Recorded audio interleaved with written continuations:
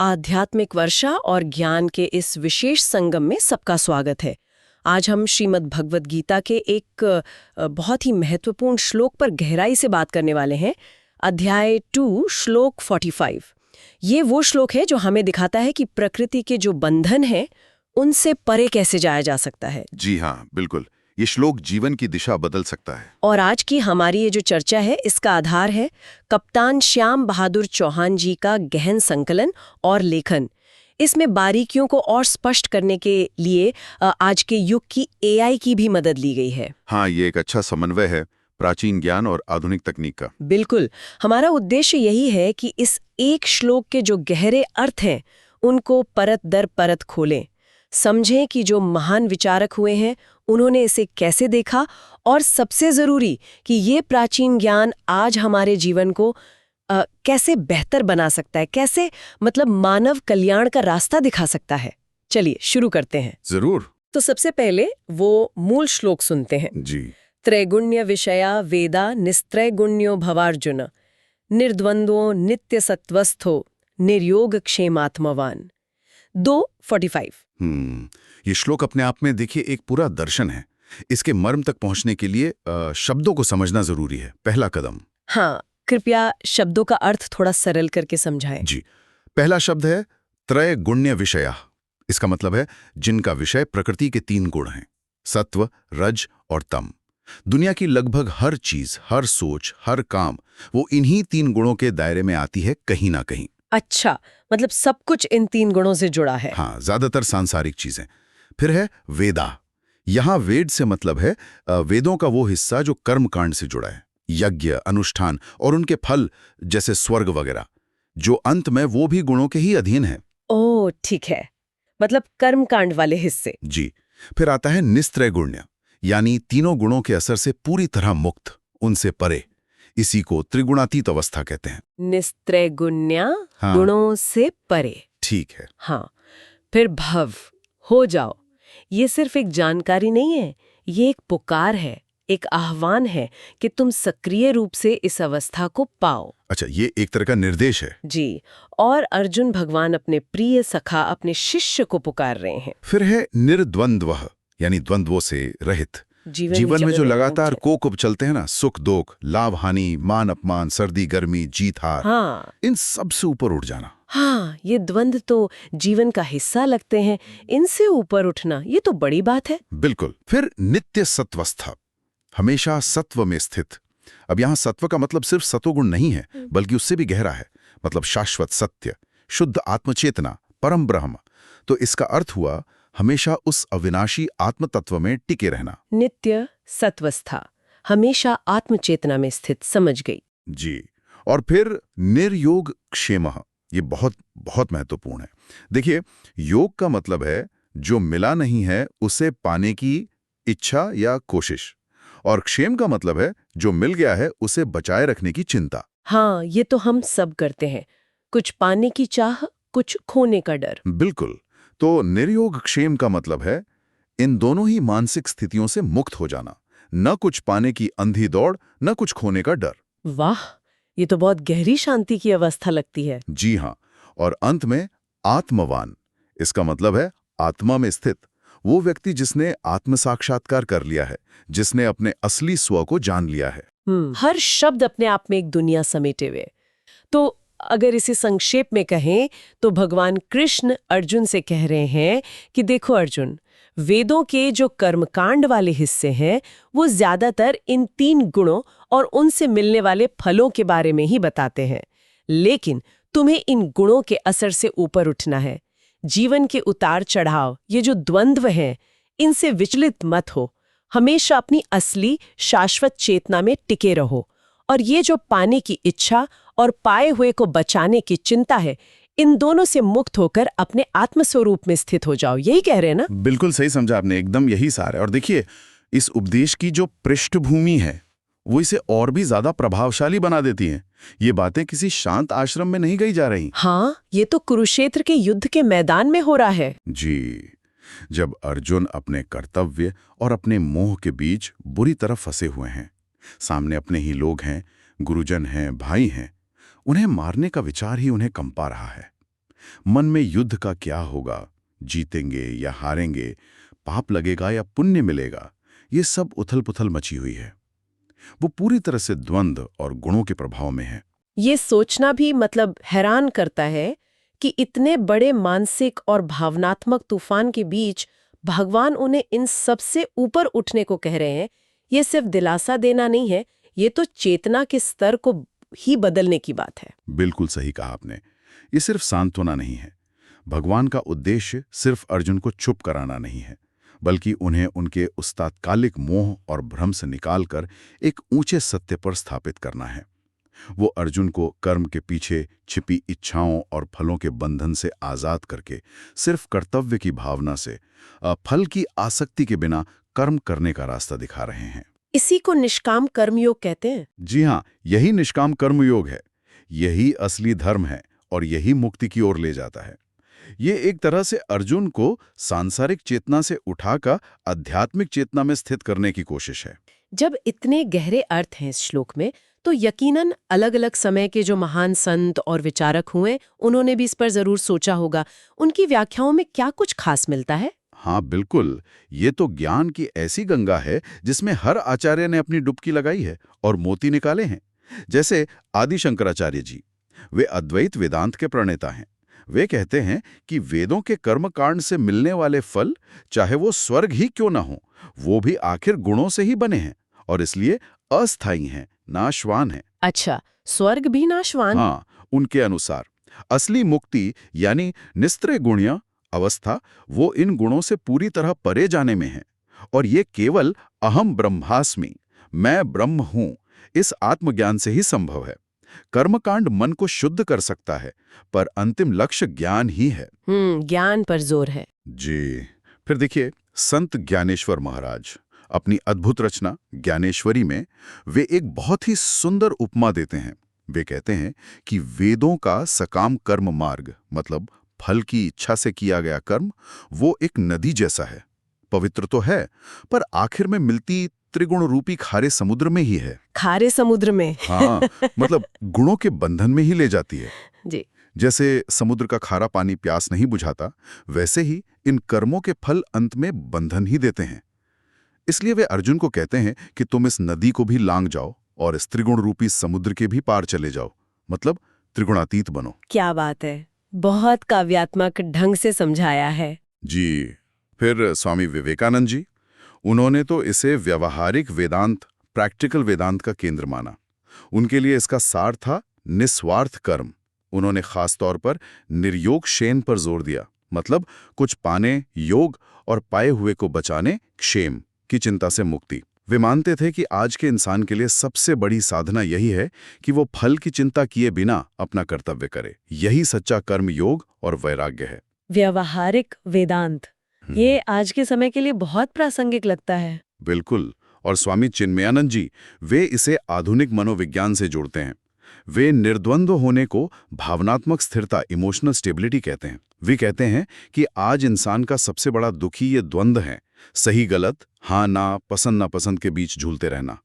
भगवान कहते हैं इन मानसिक झूलों से ऊपर उठो। जब व्यक्ति अपने स्थिर आत्मस्वरूप को जान लेता है तो बाहरी घटनाएं उसे उतना परेशान नहीं कर पाती। भावनात्मक स्थिरता, इमोशनल स्टेबिलिटी, हाँ, इसकी जरूरत तो आज सबको है। जी, और स्वामी अड़ियानंद जी, जिनके यथार्थ गीता है, वे नित्य सत्वस्था पर एक खास दृष्टिकोण रखते हैं। उनके अनुसार यहाँ सत्व का अर्थ केवल प्रकृति का सतोगुण नहीं है, बल्कि वो शुद्ध सनातन आत्म तत्व है। तो नित्य सत्वस्था का मतलब है हमेशा उस परम सत्य, उस शुद्ध आत्म चेतना में स्थित रहना। जो आत्मा में स्थित हो गया, वो अपने आप ही तीनों गुणों और द्वंद्वों से परे हो जाता है। तो हर व्याख्या जैसे एक नया दरवाजा खोलती है उसी सत्य की ओर। पर यहाँ एक व्यवहारिक सवाल मेरे मन में आ रहा है। हजारों साल पहले युद्ध के मैदान में उपदेश दिया गया। आज का युग इतना अलग है, भाग दौड़, कंपटीशन, तनाव। तो क्या ये बातें आज भी उतनी ही मायने रखती हैं, या ये सिर्फ फिलॉसफी है, इनका हमारी रोजमर्रा की जिंदगी से कोई सीधा लेना देना है? ये बहुत ही जरूरी सवाल है और इसका जवाब है हाँ, बिल्कुल है। बल्कि मैं तो कहूंगा कि आज ये श्लोक शायद पहले से भी कहीं ज्यादा प्रासंगिक है।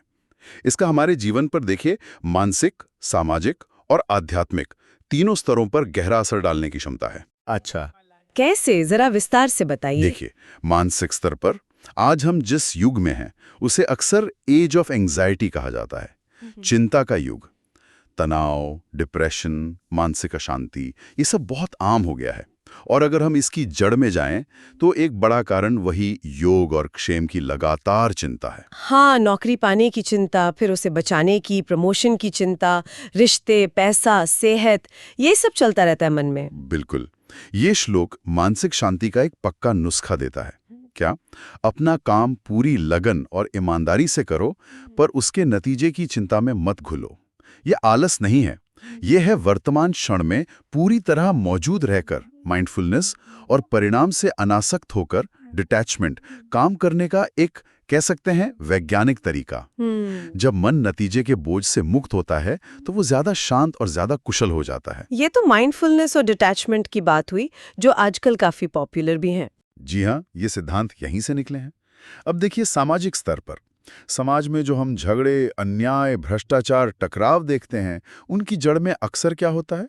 व्यक्तिगत स्वार्थ, इच्छाएं, अहंकार, मैं और मेरा। सही बात है। जब व्यक्ति निर्द्वंद होता है, मतलब व्यक्तिगत लाभ, हानि, मान अपमान के भाव से ऊपर उठ जाता है और आत्मवान बनता है, यानी सब में उसी एक आत्मा को देखता है, तब वो सच में दूसरों के लिए, समाज के लिए सोच सकता है, काम कर सकता है।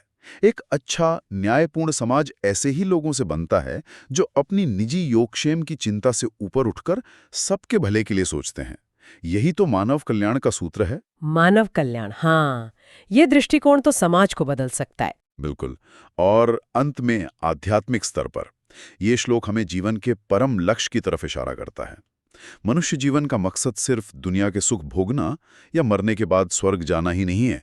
असली लक्ष्य है जन्म मरण के इस चक्कर से हमेशा के लिए मुक्त हो जाना, मोक्ष। और ये परम मुक्ति तभी मिलती है जब हम प्रकृति के इन 3 गुणों, सत्व, रज, तम के असर से पूरी तरह ऊपर उठ जाते हैं, यानी निस्त्रैगुण्य हो जाते हैं। ये श्लोक हमें उसी सबसे ऊंची अवस्था को पाने के लिए साधना करने की प्रेरणा देता है। ये तो वाकई जीवन के हर पहलू को छू रहा है, मन की शांति से लेकर समाज के कल्याण और आत्मा की मुक्ति तक। लेकिन ये ज्ञान सुनने में जितना अद्भुत है, इसे जीवन में उतारना उतना ही चुनौतीपूर्ण लगता है ना? इसे प्रैक्टिकल कैसे बनाया जाए? अगर कोई इन सिद्धांतों पर चलने की कोशिश करे तो उसकी जिंदगी में कैसे बदलाव आ सकते हैं? हाँ, चुनौती तो है, पर असंभव नहीं। और इसका असर बहुत गहरा और चौतरफा होता है। व्यक्तिगत जीवन पर क्या असर होगा? सबसे पहले तो इंसान बेवजह की चिंताओं और तनाव से मुक्त महसूस करता है। मन शांत रहता है, स्थिर रहता है, फोकस बढ़ता है। क्योंकि उसका सुख या दुख बाहरी चीजों पर उतना निर्भर नहीं करता, तो अंदर से एक ताकत महसूस होती है, आत्मविश्वास बढ़ता है।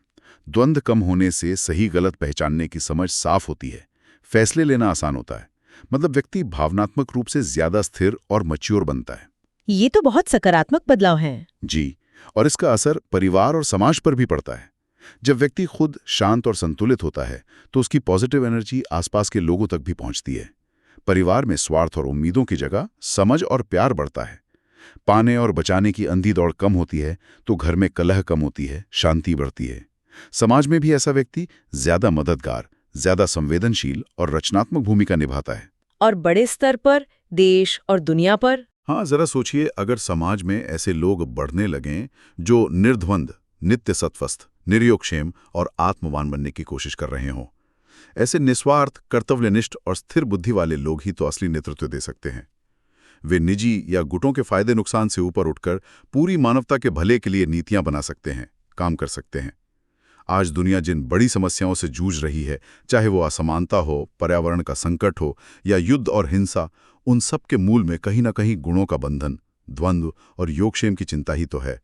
गीता का ये संदेश उन समस्याओं के समाधान की कुंजी दे सकता है। ये एक बहुत ऊंची और आदर्श स्थिति लगती है, लेकिन ये ज्ञान, खासकर निर्योगक्षेम या निस्त्रैगुण्य जैसे शब्द, ये सुनने में थोड़ी मुश्किल लग सकते हैं।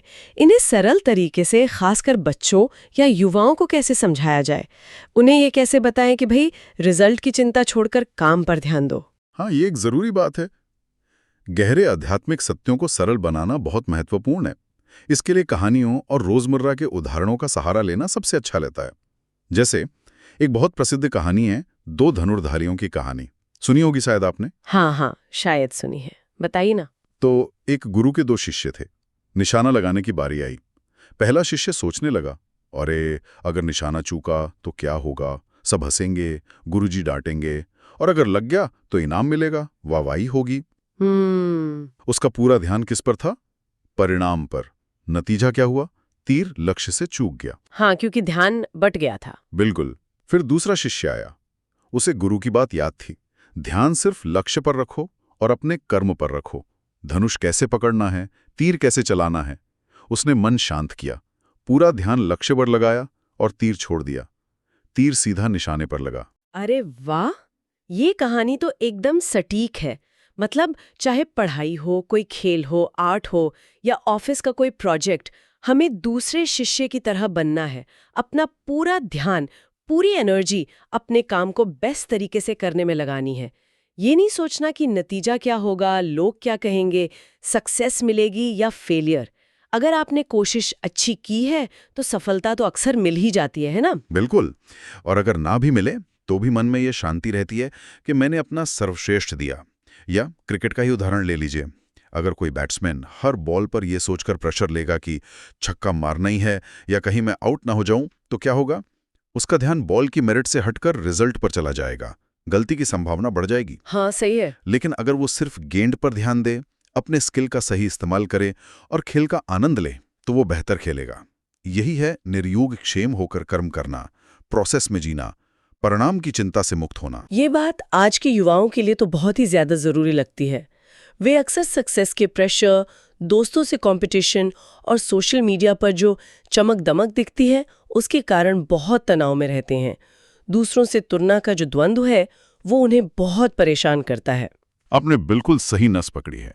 और इसीलिए ये श्लोक आज के युवाओं के लिए एक गाइडिंग लाइट, एक दिशा दिखाने वाला बन सकता है। उनके लिए इसमें कुछ सीधे संदेश छिपे हैं। क्या है वो संदेश? पहला, परिणाम नहीं, प्रक्रिया पर ध्यान दो। Focus on process, not just outcome. लक्ष्य रखो, अच्छी बात है, पर अपनी सारी ऊर्जा और मानसिक शांति सिर्फ परिणाम से मत जोड़ो। अपने प्रयास, अपनी तैयारी, अपने स्किल को बेहतर बनाने पर 100% ध्यान दो। कर्म तुम्हारे हाथ में है, फल नहीं। कर्मण्येवाधिकारस्ते मा फलेषु कदाचन। वही बात। जी हां, बिल्कुल वही। दूसरा, तुलना के जाल से बचो। Avoid the comparison trap. Social media पर या आस पड़ोस में देखकर दूसरों से अपनी तुलना करना बंद करो। ये द्वंद्व तुम्हारी ऊर्जा खत्म करता है और तुम्हें दुखी करता है। हर किसी की अपनी यात्रा है, अपनी रफ्तार है। तुम अपने रास्ते पर ध्यान दो। ये बहुत जरूरी है। तुलना बहुत दुख देती है। और तीसरा, आंतरिक शक्ति का निर्माण करो। Build inner strength. असली पहचान बाहरी सफलताओं या विफलताओं से नहीं बनती, वो तो आती जाती रहती हैं। तुम्हारी असली ताकत तुम्हारा चरित्र है, तुम्हारे मूल्य हैं, तुम्हारी मानसिक स्थिरता है। इसे बनाओ। जो आत्मवान है उसे बाहरी उतार चढ़ाव हिला नहीं सकते। परिणाम पर नहीं, प्रक्रिया पर ध्यान, तुलना से बचाव और आंतरिक शक्ति का निर्माण, ये तो युवाओं के लिए जीवन मंत्र हो सकते हैं। बिल्कुल। तो इस सारी विस्तृत और गहन चर्चा के बाद अगर हमें इस एक श्लोक का केंद्रीय मर्म, इसका सार संदेश एक वाक्य में या कुछ शब्दों में समझना हो, तो वो क्या होगा? इसका सार एक सीधा, शक्तिशाली और मुक्ति देने वाला आह्वान है। हे मानव, तुम सिर्फ ये शरीर या मन नहीं हो जो प्रकृति के 3 गुणों सत्व, रज, तम और उनके कारण पैदा होने वाले अनगिनत द्वंद्वों, सुख दुख, लाभ हानि, मान अपमान में उलझा रहता है। तुम वास्तव में वो शुद्ध, नित्य, मुक्त आत्मा हो। अपनी इस असली पहचान को जानो। कर्म करते हुए फल की इच्छा, योग और जो मिला है उसे खोने का डर, क्षेम, इन दोनों चिंताओं को पूरी तरह छोड़ दो। सिर्फ अपने कर्तव्य पर ध्यान दो और अपने सच्चे आत्मस्वरूप में स्थित हो जाओ। यही परम शांति और जीवन के रहस्य को जानने का मार्ग है। बहुत खूब। आज हमने श्रीमद् भगवद गीता के अध्याय 2 श्लोक 45 के माध्यम से गुणों और द्वंद्वों के पार जाने, निष्काम कर्म करने और आत्मज्ञान में स्थित होने के इस गहरे आह्वान को समझने की कोशिश की। जी, और यह चिंतन हमें एक महत्वपूर्ण सवाल के साथ छोड़ जाता है, जिस पर शायद श्रोताओं को विचार करना चाहिए। आज के इस बेहद प्रतिस्पर्धी दुनिया में जहां परफॉर्मेंस और रिजल्ट्स को इतना ज्यादा महत्व दिया जाता है, क्या वाकई योग और क्षेम की चिंता से मुक्त होकर जीना संभव है? और अगर हाँ, तो एक सामान्य व्यक्ति अपने रोजमर्रा के जीवन में इसकी शुरुआत कहाँ से और कैसे कर सकता है? ये वाकई सोचने वाला प्रश्न है। यह गहन विचार विमर्श कप्तान श्याम बहादुर चौहान जी के संकलन पर आधारित था, जिसमें एआई की भी सहायता ली गई थी। ज्ञान की इस यात्रा में हमारे साथ रहने के लिए आप सबका धन्यवाद। जय श्री कृष्णा।